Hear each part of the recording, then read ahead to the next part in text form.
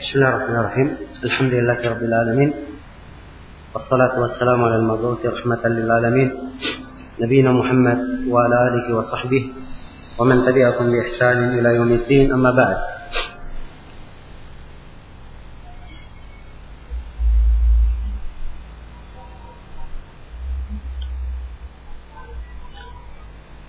Pada zakat hasil bumi telah kita terangkan bahwa disyaratkan padanya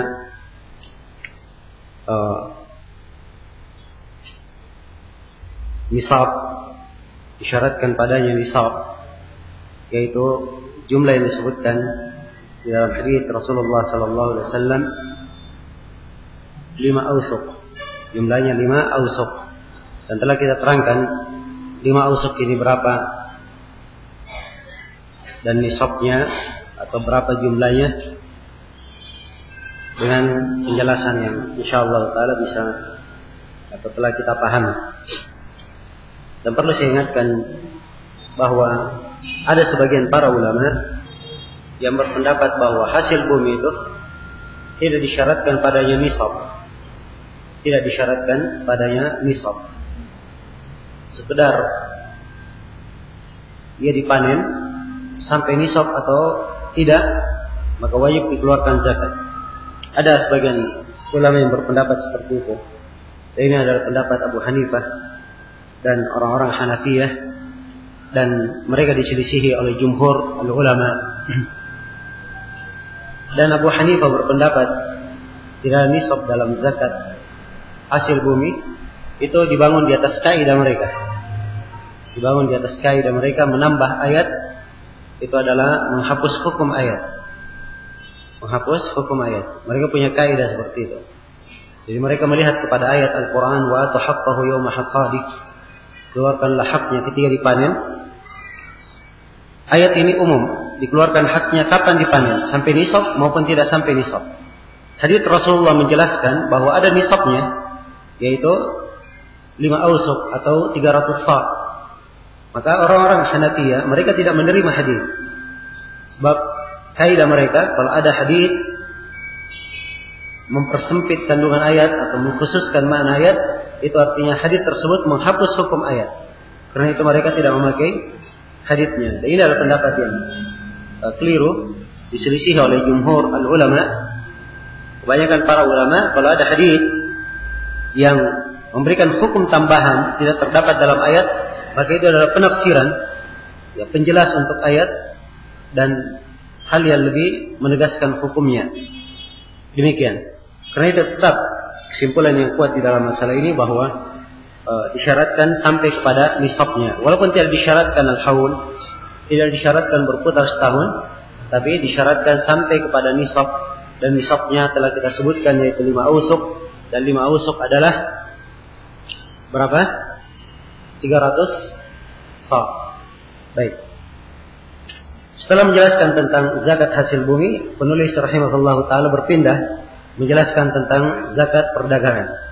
Kata beliau rahimahullah ta'ala, wa amma urudut tijarati wa huwa kullu ma u'idda lil bai'i wasyira'i li ajli ar-ribh.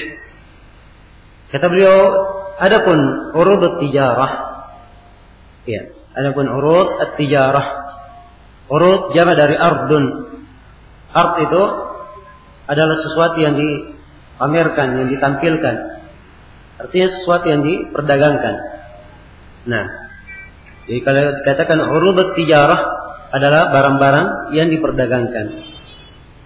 Apa itu barang-barang yang diperdagangkan? Kata penulis, wa huwa, dia adalah kullu ma u'idda lil bai'i wasyira'. Setiap perkara yang disiapkan atau memang dipasang untuk dilakukan jual beli dengannya. Li ajlir ribh, untuk mendapatkan keuntungan, untuk mendapatkan keuntungan. Nah, kalimat di sini oleh penulis li ajlir ribh. Kalimat li ajlir ribh ini hanya penjelas saja. Hanya penjelas. Ya. Bahwa kebanyakan orang berdagang, apa yang dia inginkan? Yang diinginkan adalah keuntungan. Yang diinginkan adalah keuntungan. Jangan dia menyangka bahwa kalau dia dagang tidak untung, berarti tidak ada zakatnya. Tidak. Jelas ya? Jadi ini penyebutan min ajlir ribih. Ini hanya sekedar penyebutan sifat dari kebanyakan perdagangan adalah untuk meraih apa? Keuntungan. Kalau misalnya dia berdagang, iya, dan dia berdagang hanya sekedar untuk apa? Menjual apa yang dia miliki. Sebagian orang membahasakannya dia mencuci gudang, dia menghabiskan stok barang yang dia miliki. Dia tidak ingin mengambil keuntungan, tapi sepanjang ia memperdagangkannya dalam waktu setahun, maka ini juga menurut pendapat yang terkuat wajib ya terkena padanya zakat apa? Zakat perdagangan. Karena itu perhatikan kalimat bi ajlir ribih. Ya, karena mengharapkan keuntungan ini adalah sifat umum untuk perdagangan, bukan merupakan syarat syahnya zakat ada keuntungan. Jelas ya? Baik, kembali kepada akar masalah. Apakah disyariatkan atau apakah ada zakat pada barang-barang dagangan? Ya. Nah, jumhurul ulama bahkan dinukil kesepakatan oleh sebagian para ulama di dalam masalah ini bahwa ada zakat di dalam urud at-tijarah, di dalam barang-barang dagangan ada zakatnya. Iya. Dan ini adalah pendapat kebanyakan para ulama, bahkan sebagiannya menukil kesepakatan. Mereka berdalilkan dengan ayat-ayat umum, di antaranya firman Allah Subhanahu wa taala, ya, "Walladzina hum fi amwalihim haqqun ma'lum lis-sa'ili wal mahrum." Wa fi amwalihim haqqun lis-sa'ili wal mahrum. Di dalam harta mereka ada hak bagi orang yang meminta dan orang yang perlu. Dan juga mereka berdalilkan dengan ayat ya ayyuhalladzina amanu anfiqu min thayyibati ma kasabtum. Wahai orang-orang yang beriman, berinfaklah kalian dengan thayyibat, yang baik dari apa yang kalian kerjakan. Apa yang kalian kerjakan. Disebutkan oleh Ibnu Katsir dan diriwayatkan oleh selainnya dengan sanad yang sahih dari Mujahid. Mujahid menafsirkan ayat, ya, infakkanlah yang terbaik dari apa yang kalian kerjakan, yaitu ini berkaitan dengan apa yang kalian perdagangkan. Apa yang kalian perdagangkan. Dan dinukil pula oleh Al-Baghawi rahimahullahu taala, ya, hal ini dari Ibnu Mas'ud radhiyallahu taala anhu di dalam menafsirkan ayat. Dan Imam Al-Bukhari rahimahullahu taala memberikan judul bab di dalam sahihnya. Memberikan judul bab di dalam sahihnya tentang zakat perdagangan ini, dan beliau membawakan ayat ya sebagai pendalilannya. Membawakan ayat sebagai pendalilannya. Dan Al-Hafidz Ibnu Hajar ketika beliau menjelaskannya di dalam Fathul Bari, beliau terangkan bahwa ayat tersebut dibawakan oleh Al-Bukhari karena di dalam sebagian riwayat dari Mujahid menafsirkan bahwa yang diinginkan dalam ayat adalah apa yang diperdagangkan. Ya, keluarkan, berinfaklah dari apa yang kalian perdagangkan. Iya. Maka ini kandungan umum dari hadis atau dari ayat. Adapun dari hadis Rasulullah SAW, hadis yang tegas menunjukkan adanya zakat perdagangan, itu memang ada kelemahan dalam sanad-sanadnya. Ada kelemahan dalam sanad-sanadnya. Tapi ada hadis-hadis umum yang menunjukkan hal tersebut, bahkan mengarah kepada hal tersebut. Di antaranya adalah hadis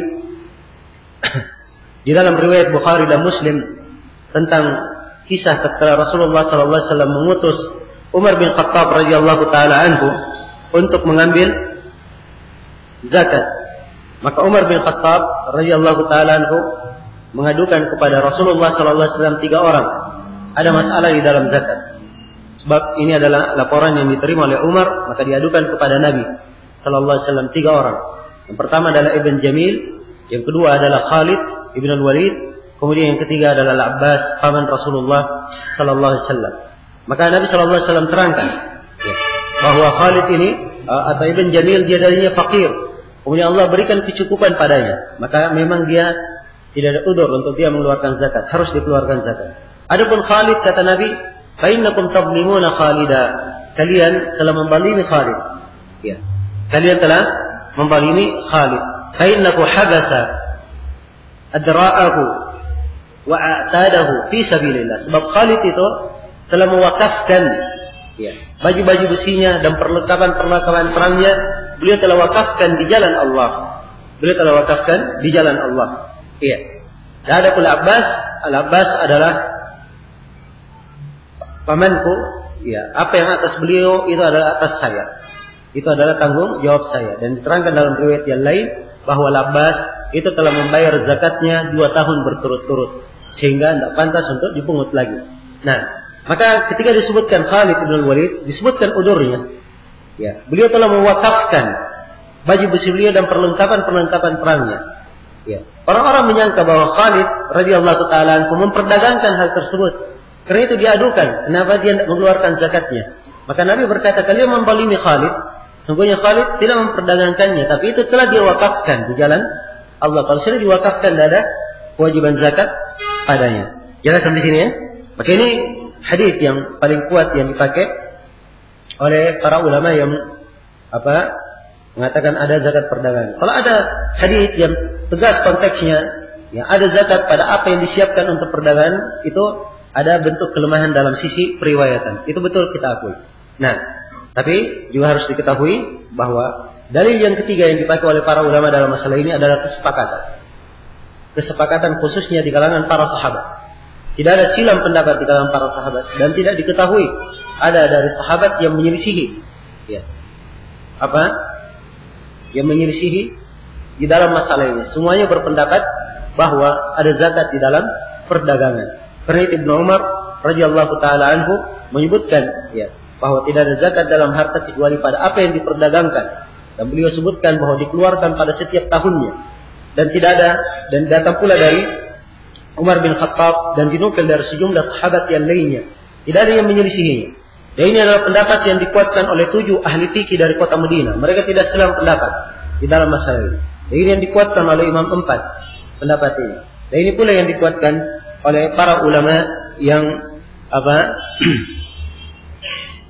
para ulama di masa ini. Ya, kebanyakan para ulama di masa ini menguatkan pendapat ini. Dan Syekhul Islam Ibnu Taimiyah rahimahullahu taala berkata bahwa tidak ada silang pendapat tentang wajibnya zakat perdagangan kecuali dari orang yang ganjil pendapatnya.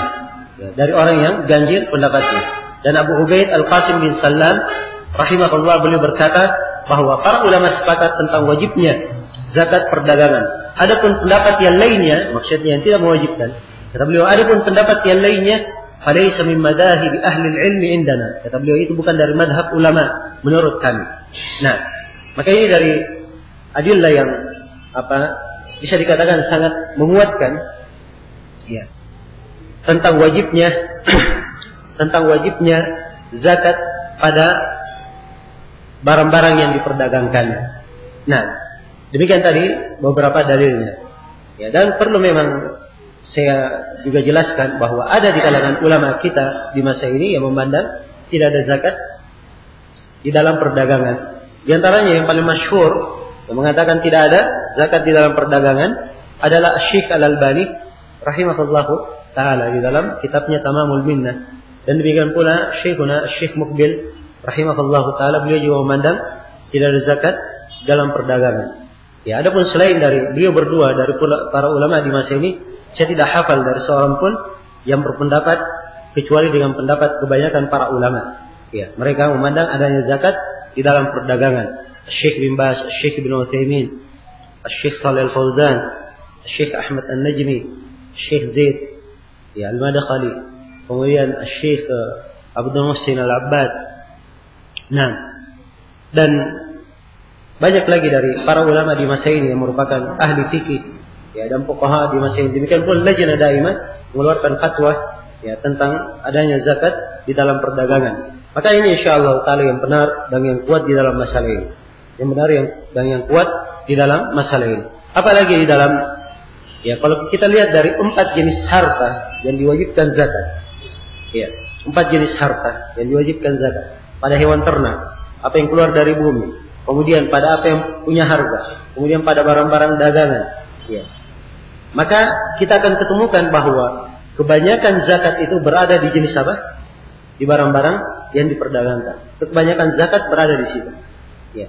Maka pendapat, misalnya kalau dikuatkan pendapat tidak ada zakat di situ, maka ini adalah hal yang kurang menguntungkan, ya, untuk hal yang kembalinya kepada orang-orang fakir miskin dan kembalinya kepada perekonomian umat.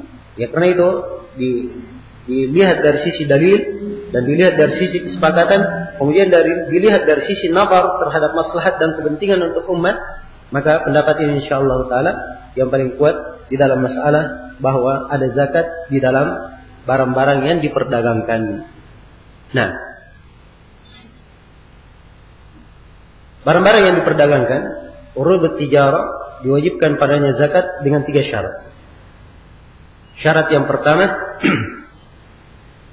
yang pertama, dia memiliki barang tersebut dengan kehendaknya sendiri. Memiliki barang tersebut dengan kehendaknya sendiri. Iya. Pertama, dia memiliki barang itu dengan kehendaknya, dia membelinya, atau dia telah diberi, atau dia telah mengambilnya. Ya. Ini syarat yang pertama. Kemudian syarat yang kedua, dari syarat urud tijarah, wajib zakat padanya, dia meniatkan barang tersebut untuk dia dagangkan. Dia niatkan untuk dia dagangkan. Ya. Jadi kalau dia beli, dia miliki, tidak dia niatkan dia dagangkan, ini keluar dari mana? Zakat perdagangan. Jelas ya? Atau kalau dia tempati misalnya, atau dia sewakan, ini tidak ada kewajiban zakatnya. Nah, seorang beli rumah misalnya untuk dia miliki, ya, hanya untuk dia tinggali, maka ini tidak ada zakatnya.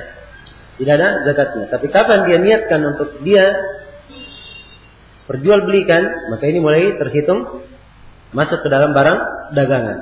Ya. Nah, kemudian syarat yang ketiga, ya, disyaratkan sampai kepada nisab.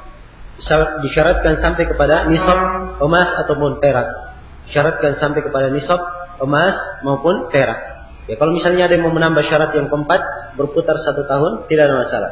Ya, sebab kita hanya mengisyaratkan, ya, syarat-syarat di sini yang merupakan syarat tambahan selain dari sejumlah syarat yang telah kita sebutkan di awal kaidah penjelasan tentang masalah wajibnya zakat secara umum. Jelas ya? Ya, maka disyaratkan harus sampai kepada nisab. Disyaratkan harus sampai kepada nisabnya. Dan nisabnya itu adalah emas maupun perak. Emas atau perak. Dan penyebutan nisab ini diambil, ya, dari apa yang beramal dan berlaku di tengah sahabat. Dan tidak ada yang menyelisihinya. Sebab mereka menyebutkan bahwa zakat perdagangan ini dipungut setiap tahunnya. Diambil apa?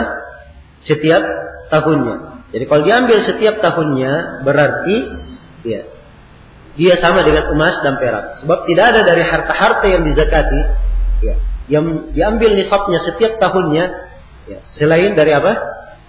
Selain daripada emas dan perak. Walaupun peternakan, ya, ternak yang di ini, maka dia masuk ke dalam ketentuan yang lainnya. Ya, demikian pula tentunya apa yang keluar dari bumi, hasil yang keluar dari bumi ini tidak diambil setiap tahun, tapi diambil setiap kali apa? Setiap kali dipanen. Diambil setiap kali dipanen. Iya. Maka demikian. Baik, bagaimana cara mengeluarkan zakat perdagangan ini? Bagaimana cara mengeluarkannya? Kata penulis, "Fainnahu yuqawwamu idza hala al-haulu bil ahaddi lil masakini min dhahabin aw fiddah." Ya, kata beliau, sungguhnya dia ditakwim. Ya, ditakwim itu maksudnya dihitung nilainya. Dihitung nilainya. Ya, sebab namanya barang dagang, hari ini dijual, ya, besok laku, beli lagi baru, besok laku. Nah, maka, ya, barang bukan itu yang dihitung, tapi yang dihitung adalah apa? Nilainya. Yuqawwam idza hala 'alaiha idza hala al-haul, apabila telah berputar 1 tahun.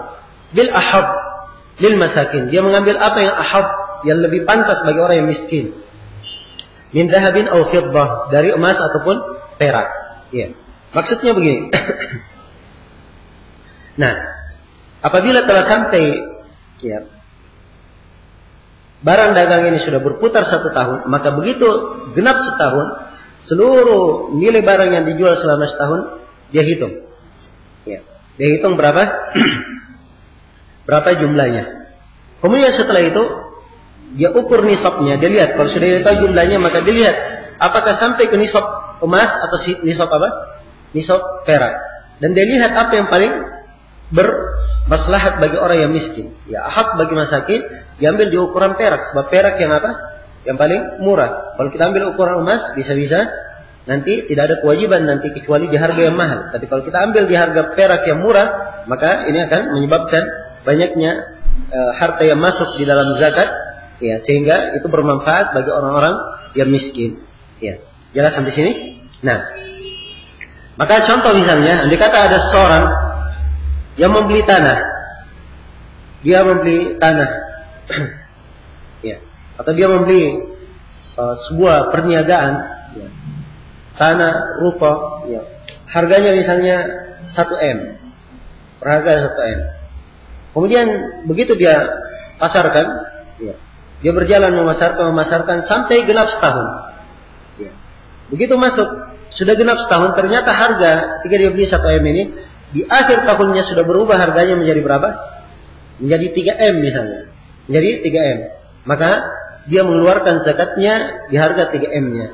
Dihitung 3M nilainya, maka dikeluarkan darinya 2,5%. Dikeluarkan darinya 2,5%. Jelas sampai sini? Jadi itu maksudnya. Dihitung di ketiga genap berapa? Ketiga genap setahun. Ketiga genap setahun. Nah, kemudian kata beliau wajibu fihi rubu'ul usyur. Dan wajib padanya pada zakat perdagangan ini wajib padanya rubu'ul usyur. Wajib padanya 1/4 dari 10, 1/10, yaitu berapa tadi? 2,5%. 2,5%. Ya, kalau mau dihitung 2,5% begitu. Ya, kalau ingin dibagi, bagi saja menjadi berapa? Bagi 40. Bagi 40. Kan begitu. Kalau ada harta mau dikeluarkan zakatnya, bagi 40 saja. Ya, sebab kalau dibagi 40 itu sama nilainya dengan berapa? 2,5%. Jelas ya? Ya, ingin dikali misalnya dia punya harta berapa?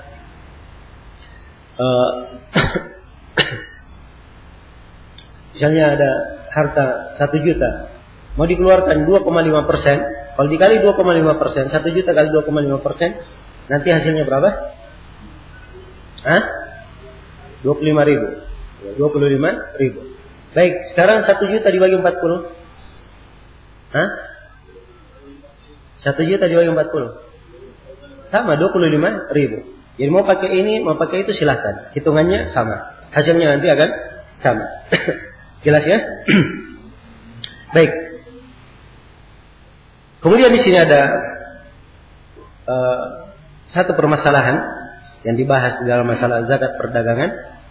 Apakah yang dikeluarkan itu barang yang dia perdagangkan, dari barang yang dia perdagangkan, atau yang dikeluarkan nilainya? Sekarang misalnya ada seorang penjual baju misalnya, baju jadi. Ya, apakah dia keluarkan dari jenis baju jadi itu? Ya. Dia hitung kadarnya semua, kemudian dia hitung harganya, dia ambil baju jadinya, kemudian dia infakkan, atau dia nilai? Ya. Dia nilai kemudian dia serahkan nilainya dalam bentuk uang. Ya. Nah, jawabannya bahwa asalnya di dalam zakat perdagangan yang waris dari para sahabat, dalam hitungan-hitungannya, dan ini yang ditekankan oleh para a'immah dan seluruh ulama yang membahas tentang zakat perdagangan ini, asalnya dihitung dengan nilai, bukan dikeluarkan dengan barang. Dikeluarkan dengan barangnya, tapi dihitung dengan apa? Dihitung dengan nilainya. Dan tidak boleh dikeluarkan dengan barangnya, kecuali kalau memang ada maslahat yang rajihah, ada maslahat yang mengharuskan dia mengeluarkan dengan barang. Iya.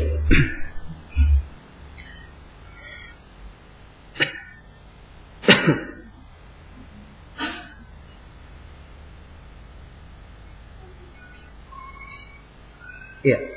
Kemudian juga harus diketahui bahwa alat-alat yang dipakai untuk memproduksi, ya, alat-alat yang dipakai untuk memproduksi itu tidak ada zakatnya. Sebab dia tidak diperdagangkan. Ya, walaupun misalnya dia berdagang, ya, misalnya dia berdagang. Dia berdagang misalnya menjual baju.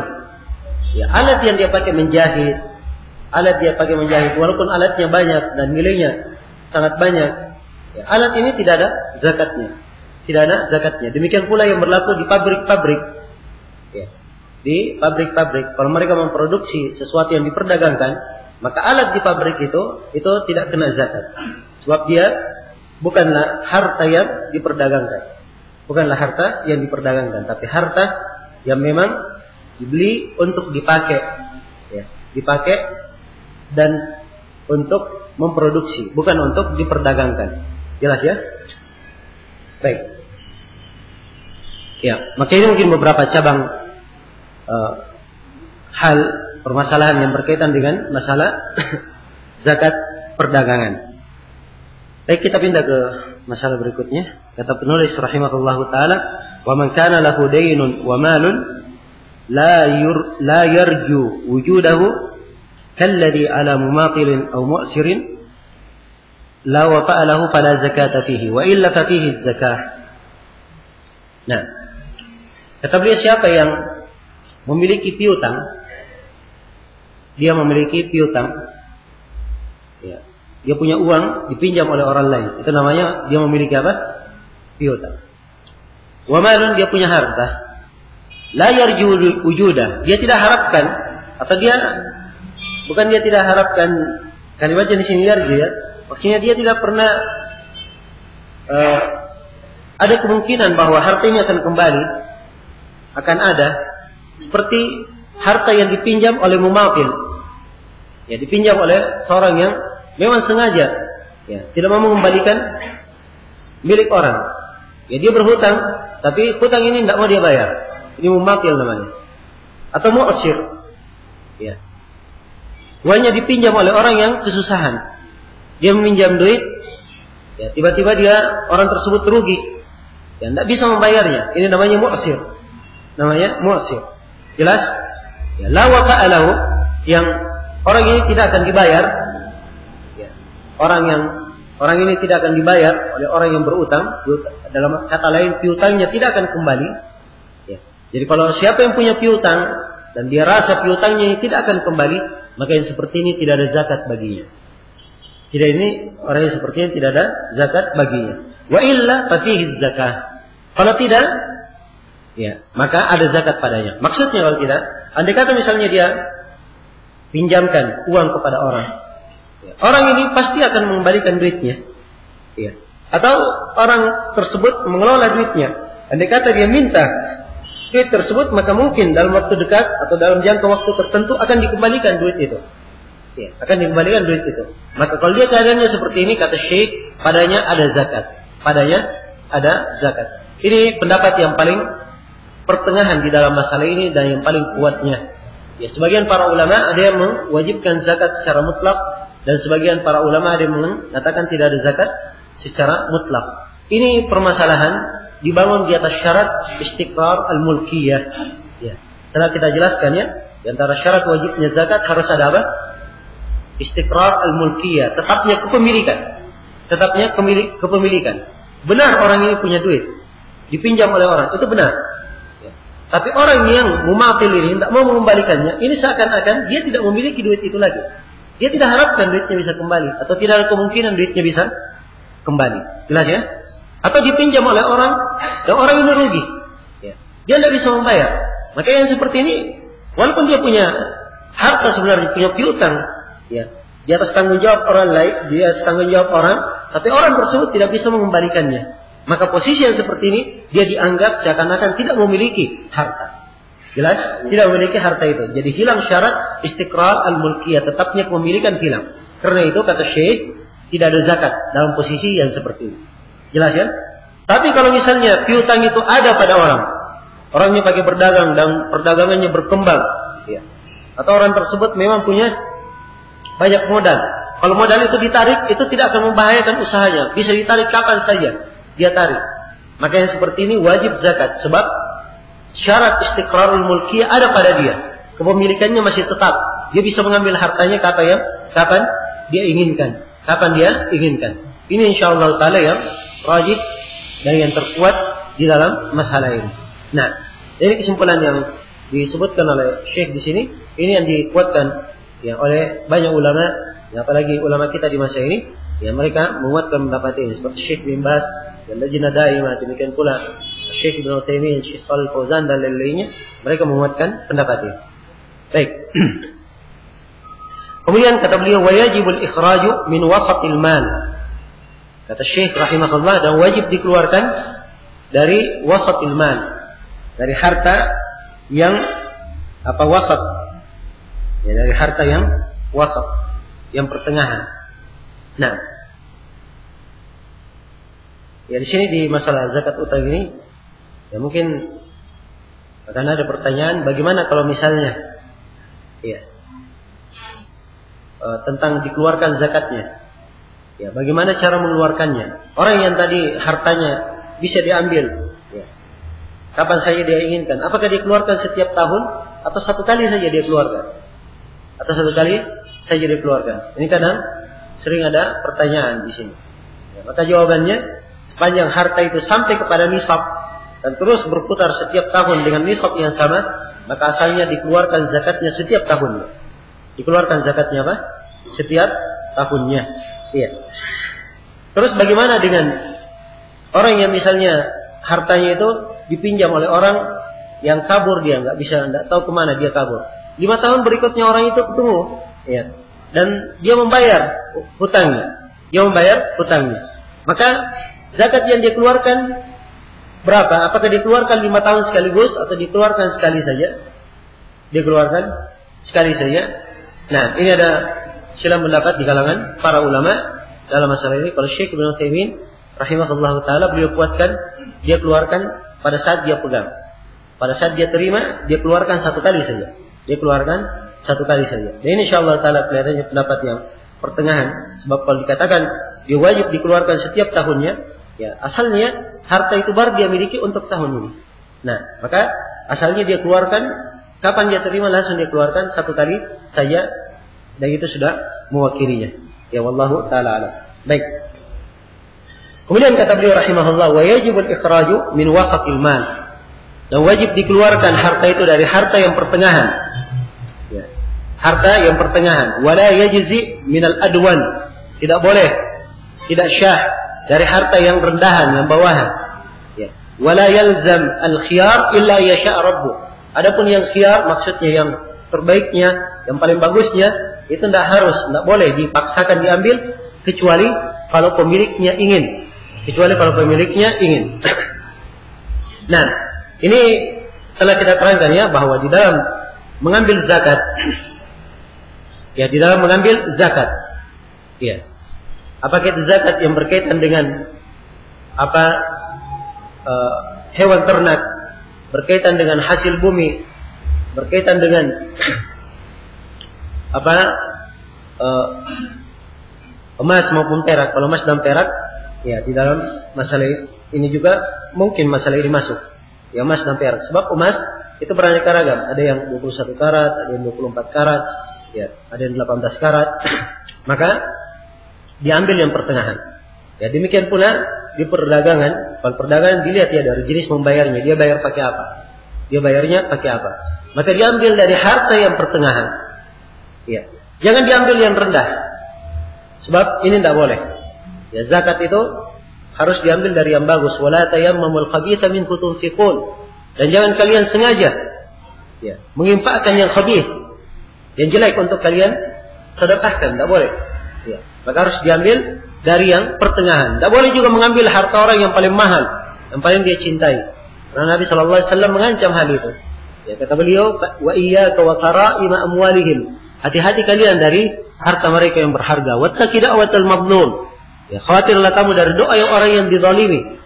Fa innaha laisa bainahu wa bainallahi hijab. Sebab doa ini tidak ada antara dia dan antara Allah hijab, perantara apapun. Baik. Kemudian kata beliau rahimahullah, wa fi hadits Abi Hurairah marfu'an fi rikazi al-khumus. muttafaqun alaih. Dan di dalam hadis Abu Hurairah yang marfu', ya, dikatakan bahwa pada ar-rikas ada al-khumus, ada 1/5. Ini pembahasan tentang rikas yang telah kita isyaratkan ketika kita membahas hasil bumi, apa yang keluar dari bumi, bahwa ar-rikas itu dikeluarkan 1/5. Ya, dikeluarkan zakatnya sebanyak berapa? 1/5-nya. Ya. Jadi dikeluarkan 20%. Nah, baik, ar-rikas itu apa? Ar-rikas itu adalah harta jahiliyah yang tertanam di dalam bumi. Nah, jadi ini perhatikan ya, sifatnya apa? Tertanam. Ya, tertanam.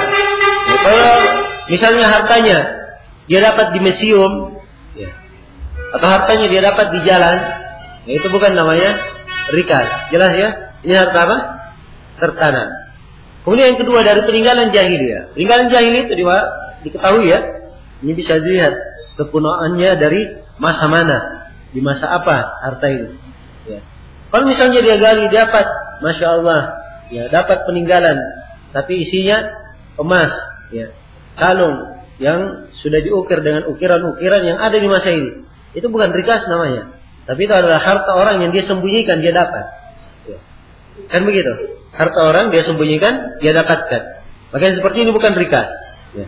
Karena itu hati-hati ya dalam memahami masalah rikas ini. Ya. Jelas? Ya, kalau misalnya dia gali, ternyata yang dia dapatkan adalah bukan peninggalan jahiliyah, maka itu hukumnya bukan rikas, tapi hukumnya ke masalah luqafah, masalah barang temuan. Ya, itu ada bab tersendiri tentang masalah menemukan barang. Ya, kalau kita temukan barang dikemanakan, apa hukumnya? Ya, itu pembahasannya ke sana. Tapi rikas adalah harta yang tertanam dari peninggalan jahiliyah. Itulah yang biasa disebut orang dengan nama harta apa? Harta korun, ya, harta karun kalau bahasa Indonesianya. Nah, ya, baik. Nas dari Nabi SAW disebutkan fir rikas al-khumus. Pada rikas itu dikeluarkan khumus.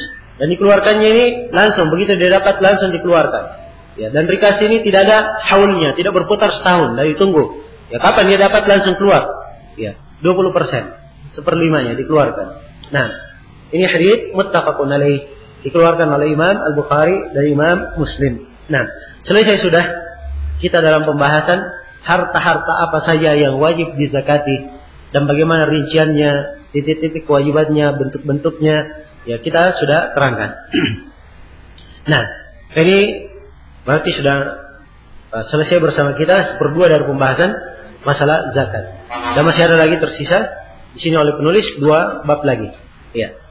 Ini 2 bab lagi diterangkan di sini oleh penulis tentang zakat fitri dan tentang siapa yang berhak menerima zakat. Siapa yang berhak untuk menerima zakat. Baik, masih ada waktu, kita akan bahas zakat fitri. Kata beliau rahimahullah ta'ala, babu zakatil fitri. Ya, masih ada ya masalah-masalah lain berkaitan dengan zakat. InsyaAllah saya akan rampungkan nanti kalau sudah selesai semua pembahasan dari kitab Syekh Minhajus Salikin. Maka kita akan buka pembahasan-pembahasan yang berkaitan dengan zakat. Apalagi masalah hal-hal yang berkaitan dengan zakat yang banyak terjadi di masa ini. Nah, kata beliau rahimahullah, babu zakatil fitri. Bab zakat al-fitri. Al-fitri, ya. Al-fitri zakat disandarkan kepada al-fitr, itu penyandaran kepada sebabnya. Zakat disandarkan kepada al-fitr, penyandaran kepada apa? Kepada sebabnya. Yaitu zakat ini diwajibkan karena sebab berbuka. Karena sebab apa? Berbuka. Jelas ya? Iya. Al-fitri itu artinya berbuka. Artinya berbuka. Ya. Bukan seperti yang dikatakan oleh sebagian orang bahwa zakat fitri artinya ya, zakat yang dengannya mensucikan dosa seseorang sehingga dia kembali kepada apa? Kembali kepada fitrahnya seperti dia dilahirkan oleh ibunya. Ya, memang dari sisi keutamaan mungkin saja dia dapatkan keutamaan itu. Dan ada sebagian hadis yang kadang sebagian ulama menguatkan hadis itu, tidak ada masalah, sisi keutamaan boleh saja. Tapi kita di sini membahas dari sisi bahasa. Ya, dalam bahasa Arab itu tidak ada kalimat fitri itu bermakna fitrah. Ya, tidak ada. Tapi dia bermakna apa? bermakna berbuka. Zakat karena berbuka. Demikian pula Id. Id itu karena berbuka. Idul Fitri. Dinamakan Idul Fitri karena apa? Karena berbuka. Sudah selesai Ramadan, masuk Syawal sudah berbuka, bukan lagi apa? Puasa. Karena itu diharamkan berpuasa pada tanggal 1 Syawal.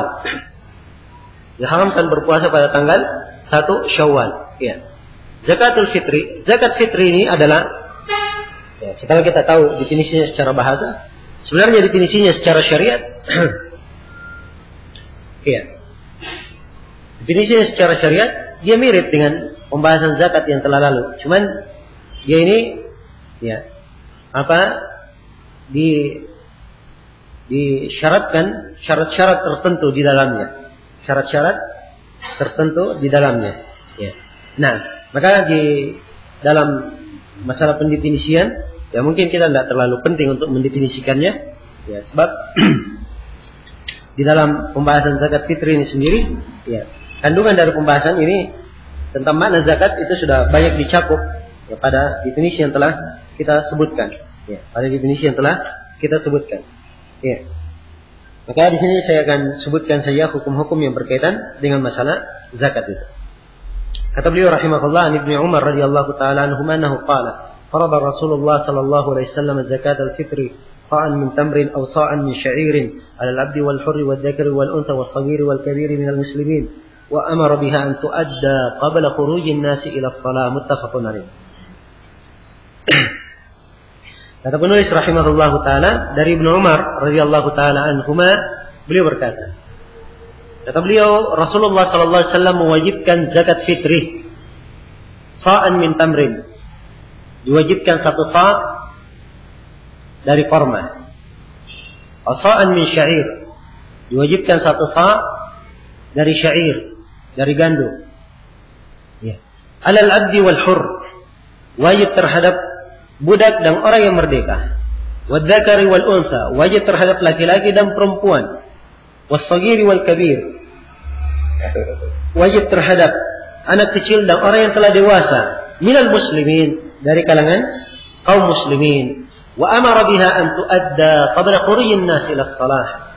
Dan beliau perintah agar zakat ini dikeluarkan sebelum manusia berangkat untuk salat, sebelum manusia keluar untuk salat. Muttafaqun alaih. Hadis ini dikeluarkan oleh Al-Bukhari dan Muslim. Nah, ya, maka di dalam hadis ini dijelaskan tentang fardiyat az-zakat, tentang wajibnya zakat itu. Dan dasar wajibnya zakat fitri itu diterangkan dari Al-Quran dan diterangkan dari Sunnah Rasulullah SAW dan diterangkan oleh kesepakatan para ulama rahimahumullah ta'ala. Dari Al-Quran, ya sejumlah para ulama membawakan ayat-ayat, ya seperti pada aflaha man zakkaha, pada aflaha man tazakka. Sungguh beruntung orang-orang yang telah mengeluarkan zakatnya. Ya, mereka arahkan makna ini kepada zakat al-fitr. Mana pada zakat al-fitr.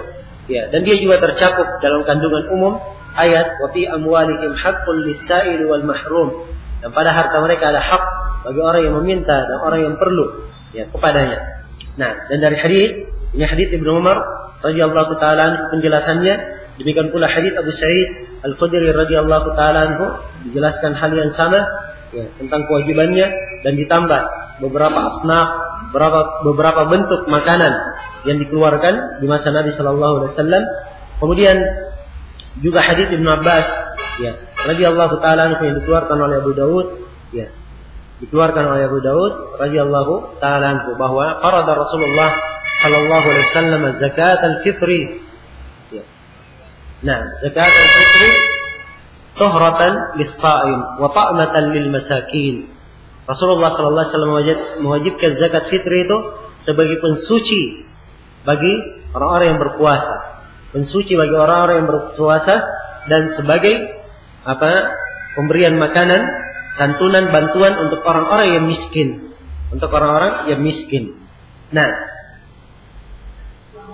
ini beberapa hadis yang menunjukkan tentang disyariatkannya. Adapun kesepakatan para ulama, ini telah dinukil oleh banyak para ulama bahwa mereka sepakat, ya, zakat fitri itu adalah hal yang diwajibkan terhadap umat. Nah, baik, di sini penulis menyebutkan Ya. Kapan diwajibkannya? Ya, atau terhadap siapa diwajibkan? Terhadap siapa diwajibkan dan bagaimana kewajibannya? Ya, dan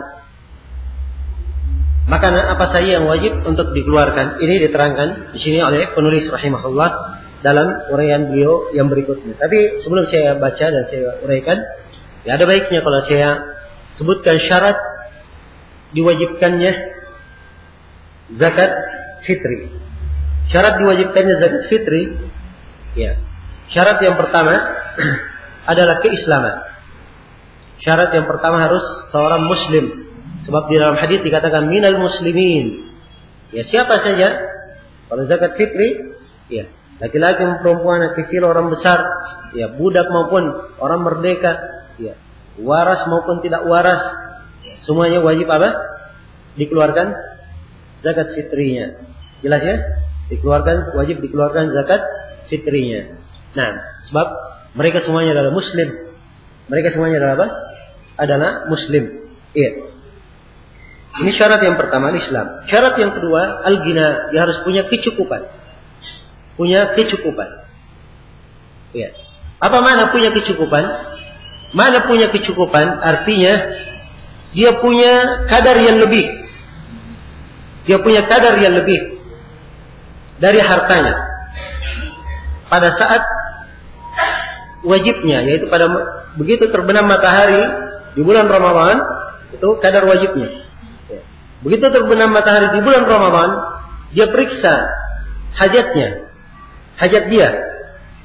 Sekarang dia sendiri, dia berkeluarga, ya, dilihat ya, dilihat hajatnya.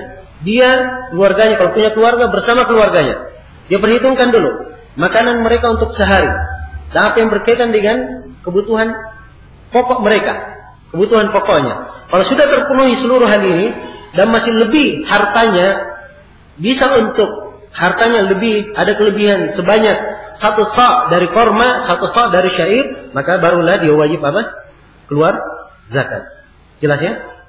Nah, ini mana kecukupan yang dimaksud. Mana kecukupan yang dimaksud. Ya, bukan bermakna gina kaya, bermakna dia harus kaya raya, punya banyak harta, tidak. Tapi di malam itu yang dihitung. Dia punya kecukupan untuk dirinya. Ya. Kalau dia punya kecukupan untuk dirinya dan keluarganya dan kebutuhan-kebutuhan pokoknya, ya, dan dia punya sesuatu yang lebih, ya, dari makanan, maka itulah yang dia keluarkan. Ya. Dan tentunya sesuatu yang lebih ini kalau mencapai jumlah apa? Jumlah 1 sa'. Sebab yang dikeluarkan apa? 1 sa'. Dikeluarkan 1 sa'. Jelas? Ini syarat yang kedua. Kemudian syarat yang ketiga dari syarat wajibnya zakat fitri, diwajibkan zakat fitri itu apabila telah masuk waktunya. Telah masuk waktunya. Sebab waktu wajibnya zakat fitri adalah ketika terbenamnya matahari. Ketika terbenamnya matahari. Iya. Ketika terbenamnya matahari di akhir Ramadan dan bermulalah tanggal 1 apa? 1 Syawal. Itu waktu wajibnya. Waktu apa? Wajibnya. Jelas sampai sini? Ini 3 syarat. Ya. Selain dari syarat-syarat yang telah kita sebutkan sebelumnya di awal bab zakat, ya, yang telah kita sebutkan sebelumnya di awal bab zakat. Baik, setelah kita ketahui 3 syarat ini secara umum, maka mungkin kita akan bisa untuk memahami fikih zakat fitri ini lebih mendalam lagi. Kita baca uraian penulis berikutnya. Kata beliau rahimahullah, wa tajibu, dan wajib zakat fitri ini 1 linafsihi. Yang pertama wajib atas dirinya. Yang kedua waliman talzamuhu mu'natuhu. Dan wajib dia keluarkan terhadap orang yang wajib dia nafkahi. Orang yang wajib dia nafkahi. Ya. Kalau dibangun di atas ucapan penulis, ya, dibangun di atas ucapan penulis. Kita konsentrasi dulu ya, mana ucapan penulis. Walaupun pendapat yang kuat, ya, berbeda dengan apa yang diterangkan oleh penulis. Baik. Penulis mengatakan zakat fitri itu wajib pertama untuk orang itu sendiri. Kalau dia punya keluarga wajib dia nafkahi, dia punya istri, anak misalnya, ya. Kemudian kalau misalnya dia punya ayah ibu ikut juga dengannya dan dia menafkahinya, maka menurut penulis wajib apa? Wajib dia keluarkan zakatnya. Jelas? Ini pendapat yang dikuatkan oleh penulis, dan ini adalah pendapat di dalam mazhab Al-Hanabilah dan di dalam sebagian mazhab yang lainnya. Tapi yang benarnya, ya, selain daripada apa yang beliau sebutkan. Nah, di dalam hadits Rasul, kalau kita cermati hadits Ibnu Umar yang telah lalu, perhatikan ya konteks hadits Nabi. Zakat fitri diwajibkan terhadap budak dan orang yang merdeka. Diwajibkan atas laki-laki dan perempuan. Diwajibkan terhadap anak kecil dan orang yang dewasa. Ini perlakuan umum. Asalnya zakat fitri itu wajib pada masing-masing orang. Itu asal. Wajib pada masing-masing orang. Suami dia sendiri yang wajib. Istri dia sendiri yang wajib. Seorang ayah dia sendiri yang wajib. Ibunya dia sendiri yang wajib. Anak-anaknya juga dia sendiri yang wajib. Itu asal. Itu asalnya kalau kita membaca konteks dari apa? Dari hadits Rasulullah Sallallahu Alaihi Wasallam. Dan tidak boleh kita keluar dari asal ini kecuali dengan dalil. Kalau misalnya dikatakan istrinya wajib dia bayarkan, ini kan artinya kalau dia tidak bayar untuk istrinya dia apa? Dia kena dosa. Ya. Dan ini tidak mungkin sebab di dalam Al-Quran Allah Subhanahu Wa Taala berfirman, ya, wala taziru waziratun wizra ukhra, dan seorang tidak menanggung dosa orang lain sebab kewajiban adalah kewajiban istrinya. Ya. Kewajiban adalah kewajiban istrinya. Ya. Tidak boleh dikatakan bahwa dia menanggung dosa. Ya, kalau istrinya tidak mengeluarkan zakatnya, tidak. Jelas sampai sini? Baik.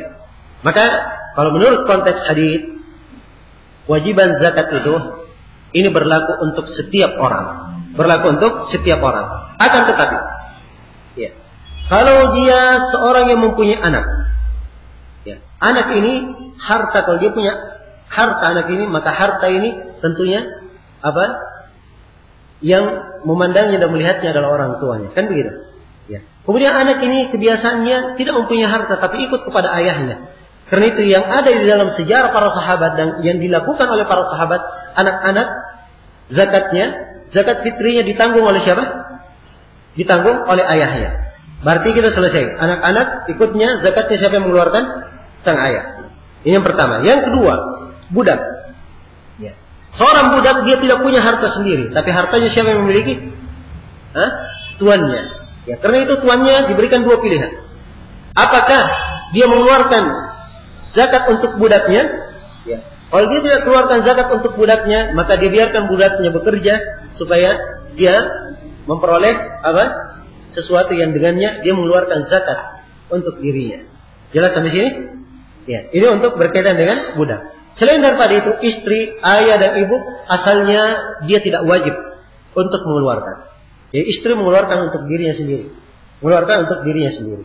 Tetapi kalau misalnya dia ingin keluarkan untuk istrinya, dia ingin keluarkan untuk ayahnya, untuk ibunya, ya. Dan mereka semua tahu tentang hal ini dan riba, maka tidak ada masalah. Syah. Ya, pengeluaran zakatnya syah. Di sini kita membahas tentang kadar apa?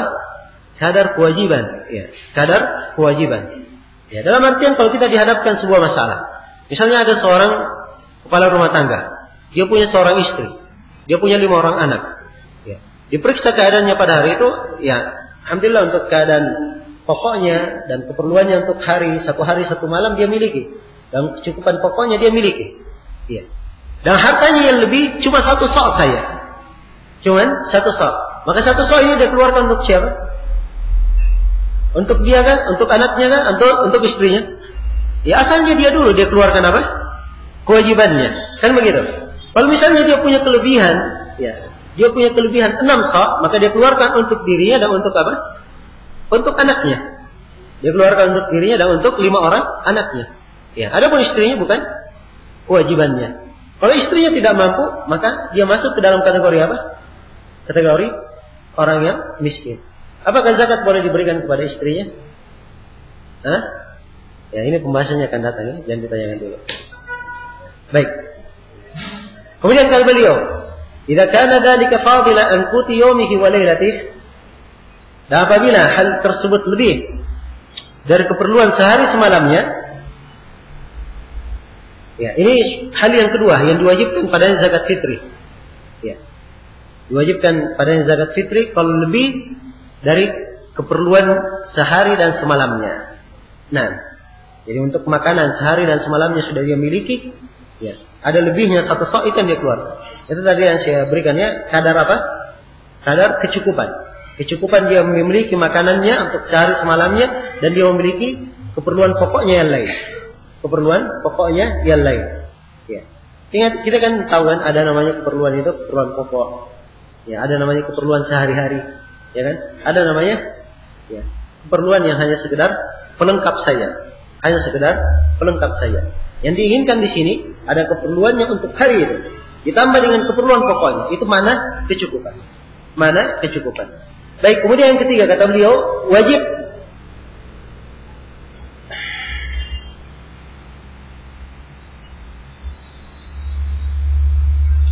ya, di sini watajibu, yang ketiga sa'un. Watajibu sa'un min tamrin. Ini muskil ya dari sisi bahasa Arab. Kalau ditulis sa'un. Kalau di sebagian cetakan sa'an. Ya kalau sa'an lebih dekat. Dari sisi bahasa Arab dia sebagai maf'ul. Ya dikeluarkan satu sa', diwajibkan satu sa'. Nah, sa'an min tamrin au sya'irin au aqtin au zabibin au burrin. Dikeluarkan satu sa' dari korma atau syair atau akid. Akid ini tahu? Ya. Akid ini susu yang dikeringkan. Susu yang dikeringkan. Apa namanya? Hah? Susu yang dikeringkan. Ya, kalau bahasa kita ya keju kan begitu. Ya. Ini biasanya kalau di tanah Arab sana, orang-orang yang berada di gurun-gurun pasir, berada di pedalaman, mereka punya banyak kambing, punya banyak onta, ya susunya berlimpah ruah. Kan begitu? Ya kalau mereka menghabisi susu itu semua, tentunya sehari semalam itu tidak mungkin mereka bisa habis. Maka sebagian dari susu itu mereka keringkan. Mereka keringkan, dan itu menjadi makanan mereka. Menjadi makanan mereka. Jelas ya? Ada susu yang diminum, ada yang dikeringkan. Yang dikeringkan inilah yang menjadi keju. Ya, kalau mungkin dibahasakan yang bahasa Indonesia ya keju bahasanya. Ya, tapi prosesnya seperti itu yang saya terangkan. Nah, jelas ya? Akid. Au zabib atau dikeluarkan dari zabib. Zabib itu kismis. Au bur dikeluarkan dari bur, dari tepung bur. Ini 5 jenis makanan. Ya, apakah terbatas pada 5 jenis ini saja? Ya. Yang dikeluarkan, makanan yang lainnya bagaimana? Makanan yang lainnya bagaimana? Jawabannya tidak terbatas pada 5 jenis ini saja. Ya sama ya dengan pembahasan apa yang keluar dari bumi. Sebab 5 jenis ini yang dimakan di masa Nabi Sallallahu Alaihi Wasallam. Kalau dilihat kepada ilahnya, ya, kepada ilahnya itu dia adalah makanan pokok yang dimakan oleh penduduk negeri.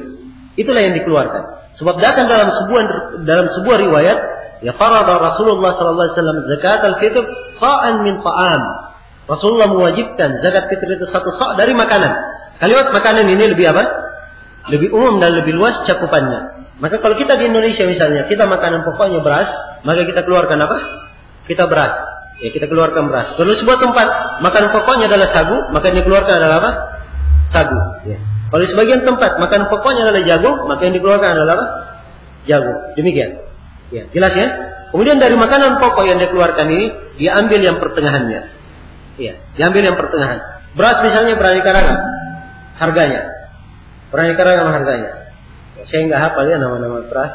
Ada yang harga misalnya 10.000 1 liter, ada yang 15.000 1 liter, ada 20.000 1 liter. Jelas?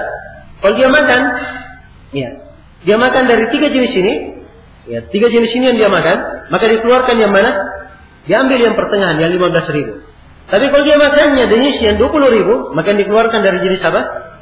Yang 20.000. Dari jenis yang 20.000. Jelas sampai sini? Ya, dikeluarkan satu sa'. Dan sudah berlalu bersama kita ya. Berapa ukuran satu sa'? Ya, tapi ingat, itu tadi di dalam pembahasan. Ya, kadar sampai ke nisab, kita ambil yang paling sedikitnya. Tapi kalau kadar mau mengeluarkan seperti di sini, membayar dengan satu sa', ya kita ambil yang paling banyaknya. Ya, ambil yang paling banyaknya. Yang dikeluarkan 2 kilo 10, 2 kilo 40 gram. Tapi keluarkan 2 kilo 400 gram, 2,4. Atau kalau fatwa Lajnah Daimah, ya sekitar 3 kilo. Sekitar 3 kilo. Jelas ya? Nah, dibangun di pendapat yang disebutkan sebagian masyayikh kita, satu mudnya itu dihitung 1 liter 1/4. Ya, 1 liter 1/4. Jadi kalau 1 sa' berarti berapa? 5 liter. 1 sa' hitungnya berapa? 5 liter. 5 liter itu berapa kilo? Ya sekitar 3 kilo ya. 3 kilo, bahkan mungkin lebih. Nah, jelas. Ya kalau dia keluarkan 5 liter atau dikeluarkan 3 kilo, itu sudah aman insya Allah. Sudah aman, sudah keluar ya, dari silam mendapat. Kalau dia mengeluarkan lebih, maka itu lebih afdal dan lebih bagus. Tapi kalau misalnya dia pas-pasan, hanya dia punya sisa makanan, ya 2 kilo 40 gram, ya maka dia keluarkan. Tetap ada kewajiban. Ini dari sisi sampainya nisab. Jadi bedakan ya antara dua hal.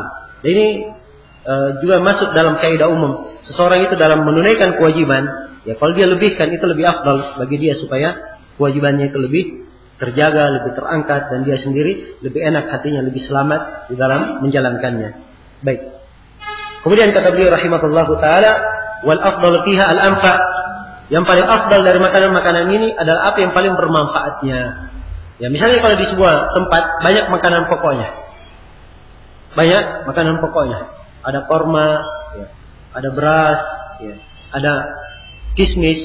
Maka apa yang dikeluarkan dari 3 jenis ini? Dikeluarkan apa yang paling bermanfaat. Dikeluarkan apa yang paling bermanfaat. Kalau korma yang paling bermanfaat, korma yang dikeluarkan. Jelas ya? Kalau beras yang paling bermanfaat, beras yang dikeluarkan. Beras yang dikeluarkan. Ya jelas, boleh dikeluarkan. Sepanjang dia memakan makanan itu. Tapi kalau dia makannya ada di negara itu, ada korma, ada beras, tapi dia tidak pernah makan korma, cuma makan beras saja, ya maka dia hanya mengeluarkan dari jenis yang dia makan saja. Dia keluarkan dari jenis yang dia makan. Kemudian kata penulis rahimahullahu taala, wala yahillu ta'khiruha an yaumil 'id. Tidak halal untuk diakhirkan ya, dari hari Id. Tidak halal untuk diakhirkan dari hari Id. Ini penjelasan tentang batas waktu mengeluarkan. Ya, batas waktu mengeluarkan. Kapan waktu dikeluarkannya zakat fitri? Ya. Ada waktu boleh mengeluarkan, ada waktu wajib mengeluarkan, ada waktu sunnah mengeluarkan. Ya, ini 3 jenis waktu. Selain dari itu adalah zakat apabila dikeluarkan dihitung sedekah, bukan lagi zakat fitri. Jelas ya? Ya. Jadi ini kaidahnya. Waktu wajibnya kapan? Saya sudah terangkan tadi waktu wajib. Ketika matahari terbenam di akhir Ramadan dan sudah mulai masuk apa? 1 Syawal. Itu waktu wajib. Sebab Nabi SAW ketika menjelaskan, ya, farada Rasulullah SAW zakat al-fitr. Rasulullah mewajibkan zakat fitri karena berbuka. Dalam sebuah riwayat min Ramadan, dari bulan Ramadan. Jelas ya? Dari bulan Ramadan. Iya, dari bulan Ramadan. Maka siapa misalnya yang ia baru punya anak, ya. Ada orang yang baru melahirkan, ya. Sebelum matahari terbenam, maka dia wajib mengeluarkan zakat untuk apa? Untuk anaknya, sebab Ramadan masih ada. Jelas? Ramadan masih ada. Kalau misalnya, ya, misalnya ada, ya, dibangun di atas pendapat istri juga mengeluarkan, pendapat Syekh di sini. Kalau misalnya ada yang menikah sebelum matahari terbenam, maka menurut pendapat Syekh yang mewajibkan istri juga dizakati, maka istrinya wajib dia apa? Dia zakat. Ini harus diketahui waktu wajib. Ya. Ketika matahari apa? Matahari terbenam. Nah, ini waktu wajibnya. Waktu sunnahnya dia keluarkan nanti di pagi hari, di tanggal 1 Syawal, di pagi hari ketika dia akan ke lapangan. Sebelum ke lapangan dia bagikan, dia keluarkan. Itu waktu sunnahnya. Waktu sunnahnya. Tapi ini, di masa ini kadang sulit untuk dilakukan. Ya, sulit untuk dilakukan dan kadang waktunya mepet, ya, untuk dia serahkan. Ya, kalau tetangganya misalnya yang akan dia beri, ya biasa aja dia bawakan tetangganya. Tapi kalau dia bawakan kepada orang yang jauh misalnya, maka ini kadang agak sulit untuk dia lakukan. Jelas di sini ya. Dan dari sisi penjelasan hukum kita terangkan bahwa sunnahnya adalah apa? Sunnahnya dikeluarkan ya di pagi hari. Ini waktu sunnahnya. Waktu bolehnya boleh dikeluarkan sehari atau 2 hari sebelum terbenamnya, sebelum Id. Sehari atau 2 hari sebelum Id boleh dikeluarkan. Jadi boleh dikeluarkan mulai dari tanggal 28, 29. 28 sudah boleh mengeluarkan, 28, 29 sudah boleh. Ini sehari atau 2 hari sebelum apa? Sebelum Lebaran. Ya, ini dasarnya adalah hadits Ibnu Umar diriwayatkan oleh Imam Al-Bukhari.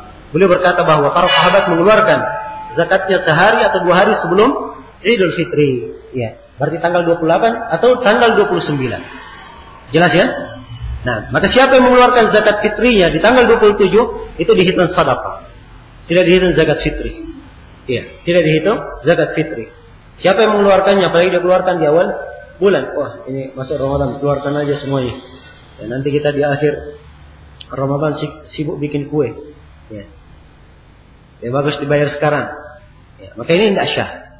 Tidak syah sebagai apa? Zakat fitri. Dia dihitung sedekah saja. Dihitung sedekah saja. Jelas sampai sini ya? Iya, baik. Ini kesimpulan di dalam masalah ini. Kemudian kata beliau rahimahullah, wa qad faradaha Rasulullah sallallahu alaihi wasallam taharatan lis-sha'im min al-lagwi war-rafath wa ta'matan lil masakin. Nah, sungguhnya Rasulullah telah mewajibkan zakat fitri ini sebagai taharatan lis-sha'im, pensuci bagi orang yang berpuasa, min al-lagwi war-rafath, dari hal yang sia-sia dan tidak bermanfaat. Sebab mungkin saja ketika ia puasa, ada kesalahan-kesalahan yang dia lakukan, hal-hal yang tidak baik. Maka dengan zakat fitri ini, ya, hal-hal yang tidak baik ini, hal-hal yang sia-sia ini, itu terhapus. Ya. Tersucikan dengan apa? Zakat fitri yang dia keluarkan. Nah, wa ta'matan lil masakin. Dan ini juga untuk memberi makan orang miskin. Memberi makan orang miskin. Ya. Dan di sini, hadits ini, ya, dengan konteks ini diriwayatkan oleh siapa? Diriwayatkan oleh Abu Daud. Akan diterangkan ya oleh penulis. Ternyata akan diterangkan. Kata beliau, selanjutannya, "Faman addaha qabla as-salat fa hiya zakatun maqbulah, wa man addaha ba'da as-salat fa hiya shadaqatun min as-shadaqat." Rawahu Abu Dawud dan Ibnu Majah. Ya, betul diriwayatkan oleh Abu Dawud dan Ibnu Majah dari hadits Ibnu Abbas. Dari hadits Ibnu Abbas.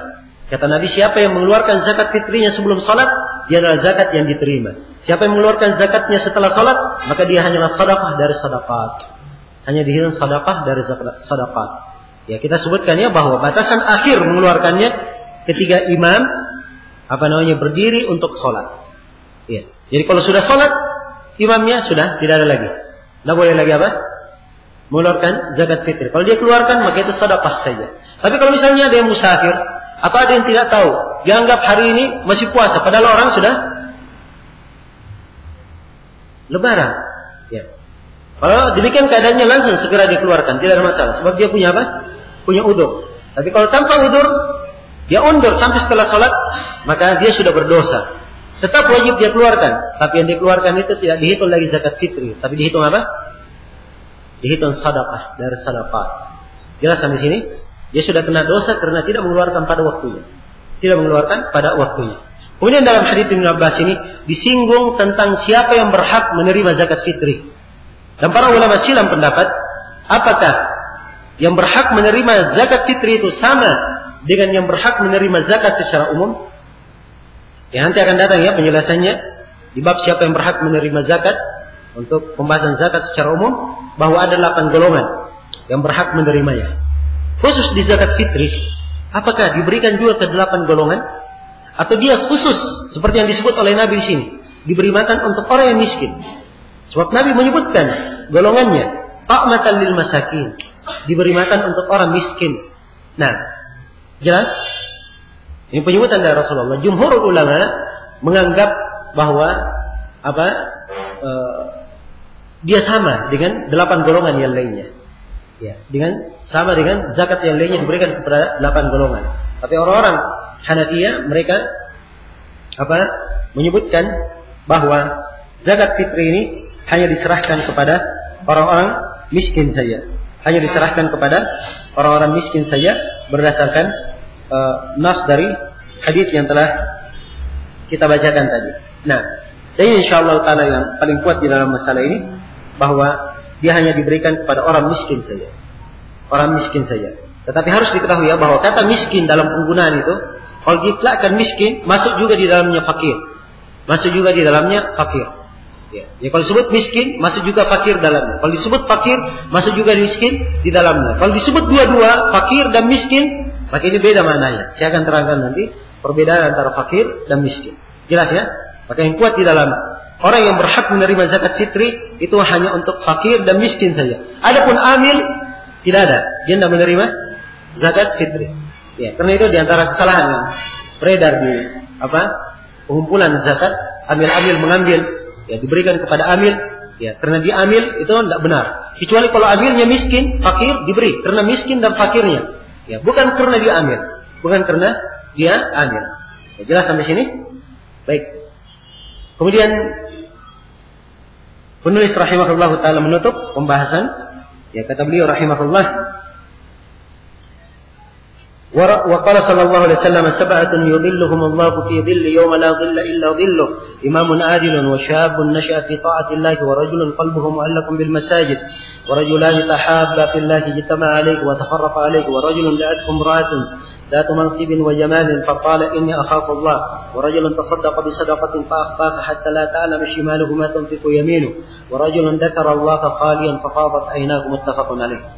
Disebutkan di sini hadits Abu Hurairah yang diriwayatkan oleh Imam Al-Bukhari dan Imam Muslim tentang 7 golongan yang dinaungi di bawah teduhan arsy Allah Subhanahu wa taala pada hari kiamat. Hari tidak ada teduhan kecuali teduhan Allah. Beliau bawakan ini hadits untuk menjelaskan keutamaan bersedekah dan berinfak. Alhamdulillah tentang keutamaan ini telah kita uraikan di awal pertemuan dari berbagai sisi. Dan ini salah satu hadits yang diterangkan. Kata beliau di dalam penyebutan hadits Rasulullah bersabda sab'atun, ada 7 golongan. Ya, disebutkan 7 golongan bukan pembatasan pada 7. Bukan artinya tidak ada golongan yang lain tidak diteduhi. Ya. Ingat ya, bukan pembatasan. Penyebutan angka itu ambil kaidahnya. Penyebutan angka tidak ada pemahaman kebalikannya. Artinya kalau saya sebut 7 bukan artinya tidak ada selain daripada 7 orang. Begitu. Jelas? Kalau misalnya saya bilang saya punya duit 7.000 rupiah misalnya. Apakah artinya saya cuma punya 7.000 rupiah? Ya belum tentu, mungkin saya punya yang lainnya kan begitu.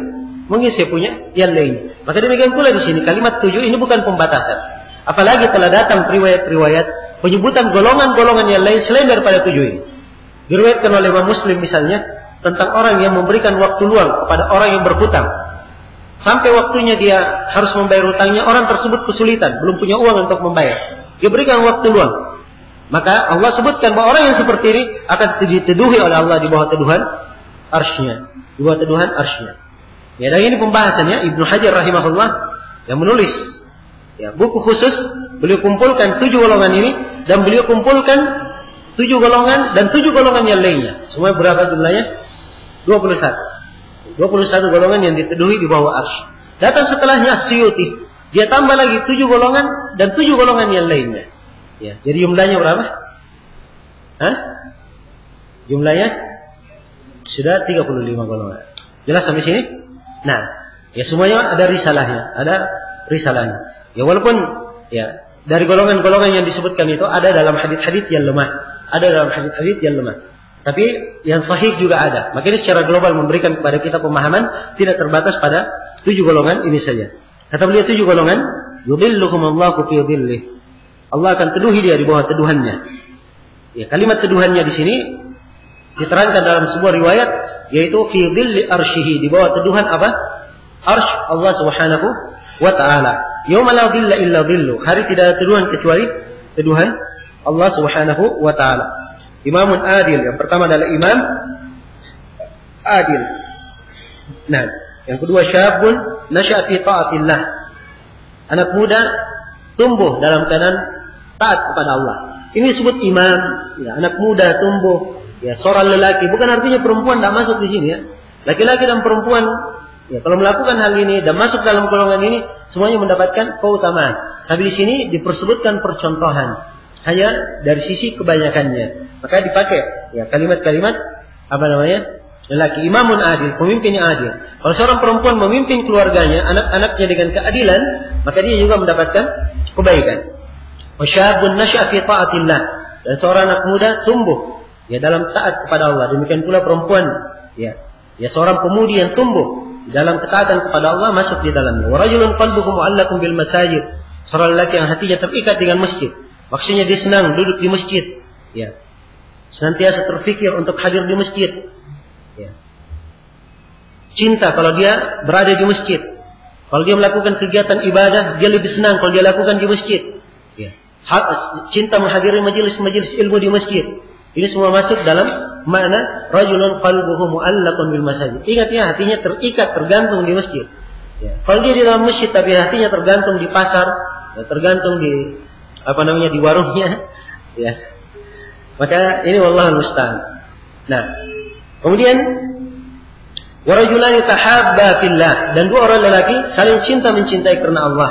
Ya. Ijtama alaihi wa tafarraqa alaihi, berkumpul karenanya dan berpisah karenanya. Dia berpisah karena ada tugas masing-masing dalam agama yang harus dia jalankan, akhirnya berpisah. Maka ini adalah orang yang cinta mencintai karena Allah. Ya demikian pula, ya kebalikannya dua orang perempuan saling cinta mencintai karena Allah, berjumpa karena Allah, berpisah karena Allah. Wa rajulun da'at imra'atun dzatu mansibin wa jamal, faqala inni akhafullah. Seorang lelaki dipanggil oleh perempuan yang punya kedudukan dan punya kecantikan. Ya, maksudnya dipanggil berbuat yang tidak baik, berbuat zina. Tapi laki-laki ini berkata, inni akhafullah. Saya takut kepada Allah. Ini golongan yang keberapa? Yang kelima. Kemudian golongan yang keenam, rajulun tasaddaqa bi shadaqatin fa akhfaha hatta la ta'lamu shimaluhu ma tunfiqu yaminuhu. Ini sisi pendalilan penulis. Ya, seorang lelaki bersedekah dengan sebuah sedekah, dia sembunyikan sampai tangan kirinya tidak tahu apa yang diinfakkan oleh tangan kanannya. Kemudian golongan yang ketujuh, wa rajulun dzakarallaha khaliyan fa fadat aynah. Seorang lelaki mengingat Allah dalam keadaan sendiri, maka berderailah air matanya. Nah, muttafaqun alaih. Dikeluarkan oleh Imam Al-Bukhari dan Muslim. Ya, selesai sudah ya pembahasan saya satu bab. Salah bab ahli zakah. Insyaallah taala kita selesaikan nanti setelah salat asar. Ya. Baik, subhanakallahumma wa bihamdik, asyhadu an la ilaha illa anta, astaghfiruka wa atubu ilaik, walhamdulillahirabbil alamin.